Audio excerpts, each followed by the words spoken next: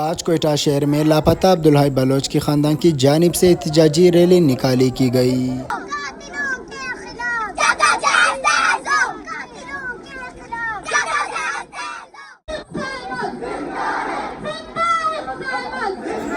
یہ احتجاجی دھرنا Quetta press club کے سامنے بٹھایا گیا۔ مزید تفصیلات آپ چنار نیوز کے اس رپورٹ میں دیکھ سکتے ہیں۔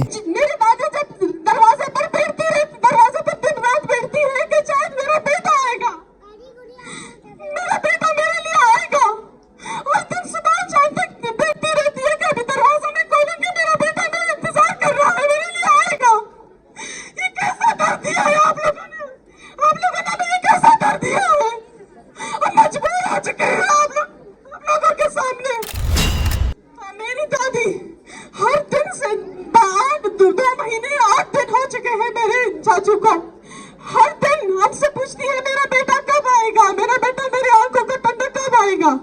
ہم ان کے سامنے ہم مجبور ہو چکے ہیں، ہم کچھ نہیں کہہ سکتے ہیں کیونکہ ہم ان کے سامنے آنکھیں ملانے کے قابل نہیں رہ گئے ہیں کہ ہم کیا کہیں گے۔ ان کے آنکھوں کی ٹھنڈک ہم ڈھونڈ نہیں سکتے ہیں، ہمارے پاس نہیں ہے۔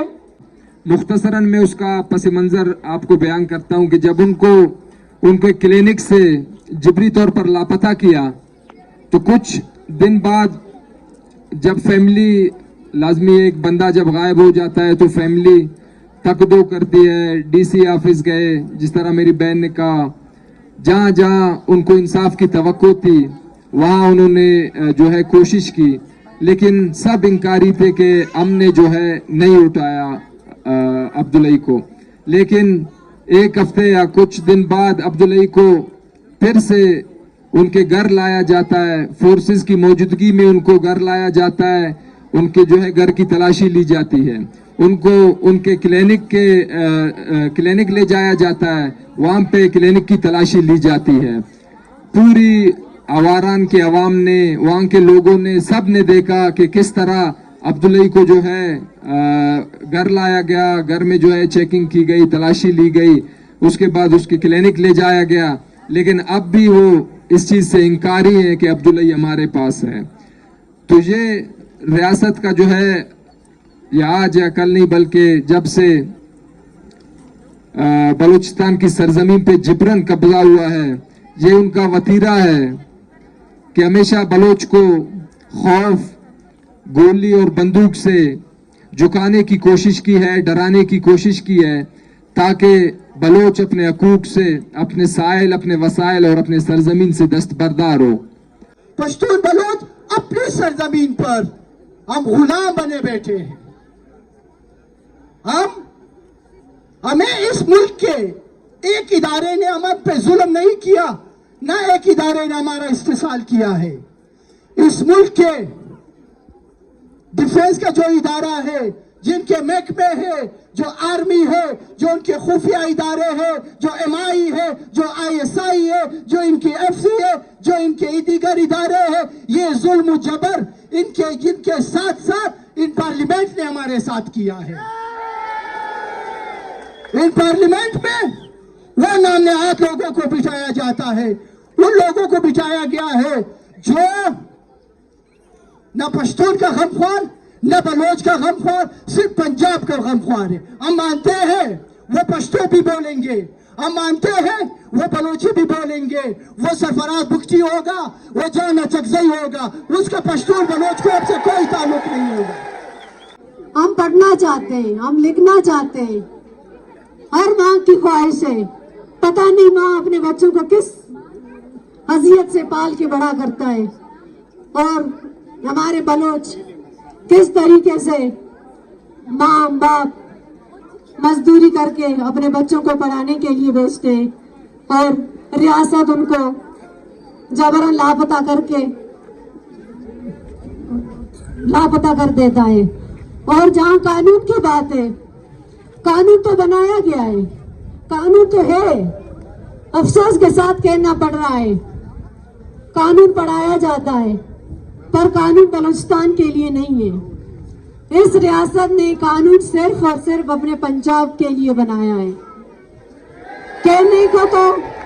کہنے کو تو پاکستان کے آئین میں دیا ہے، right of freedom, right of protection, fundamental rights, पर ये एक राइट्स बलोच के लिए नहीं है। जो तपती कड़ी धूप में अपने बेटे की तस्वीर लेकर उसकी बाजियाबी का मुतालबा करती है, पर उन जालिमों ने उसकी आंख से वो लाठी भी छीन ली कि वो जमीन पर सड़कों पर गिर पड़ा।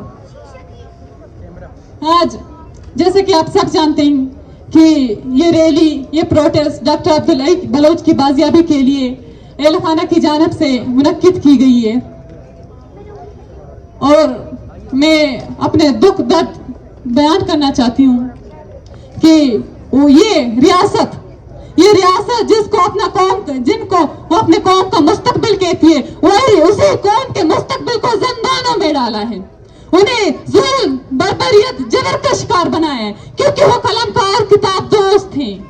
वही कौम के मुस्तकबिल और वही जो इस मुल्क के लिए चिराग बनना चाहते थे, उन्हीं चिरागों को बुझा दिया, उन्हें जंजीरों में जकड़ दिया। हमें ड्रिल मशीन के जरिए और हमारी मुसख्शुदा लाशें फेंक रही हैं। आप सबके सामने रियासत का ये आखिरी उर्पा लापता अफराद का था, यह भी नाकाम हुआ है। आपके सामने एक बलोच को लापता करती है तो हजारों बलोच सड़कों पे आते हैं। तो मैं ये रियासत को कहना चाहता हूं, अब आपकी बदमाशी कभी नहीं चलेगी। अब बलोच बाशऊर हो चुके हैं, अब बलोच को अपने हकूक का पता चल गया है, अब बलोच यकजा हो चुके हैं। आपका कोई भी उर्पा, कोई भी तरीका बलोच को अब हरा नहीं सकता, बलोच को अब जहर नहीं कर सकता। हम लोग 1 घंटे बाद लाएंगे, उसके बाद उसका कोई अता पता नहीं, वो किधर है।